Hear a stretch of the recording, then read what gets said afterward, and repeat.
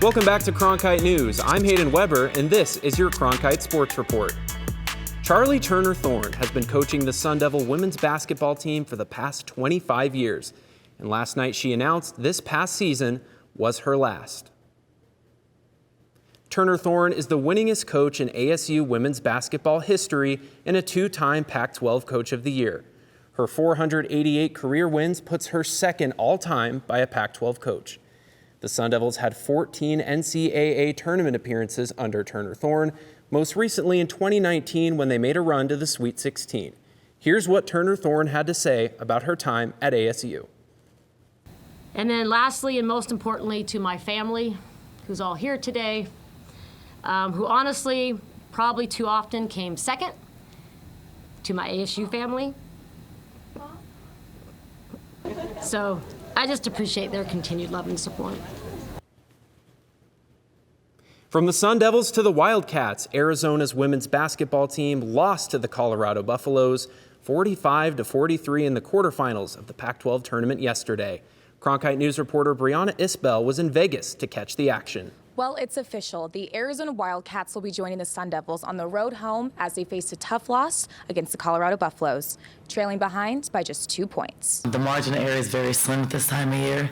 I always say it's never down to the last shot or the last play. It's the missed layup in the first quarter. It's the missed box out, or it's the and one. It's those things that, they accumulate at the end of the game, and then you lose by 2 points. I don't think we shot that poorly in our past, but some days just go like that. I don't think there will ever be a time, at least throughout Maddie's career being here for the next 3 years, where the top three-point specialists go 2 for 24. Or what did we combine for? I think 1 for 16. That won't happen again. While the Wildcats may not have a future in the Pac-12 tournament, head coach Adia Barnes says the NCAA tournament is what they have their sights set on moving forward. We're a good team. We've had some bad losses lately, but we've beat some really good teams throughout the year, and the first one I can name is Louisville, but there's a list of them. So we deserve to be in a tournament, we deserve a seed, and we deserve to play at home, and I think the committee will recognize that and see that, and those are some really smart people, so I think they know what to do and they'll do the right thing. Although the Wildcats have seen the end of the road for their time here in the Pac-12 tournament, there was no denying the energy both the Arizona fans and team brought to this stadium. The Wildcats will remain hopeful for a good seed in the NCAA tournament. In Las Vegas, Brianna Isbell, Cronkite News.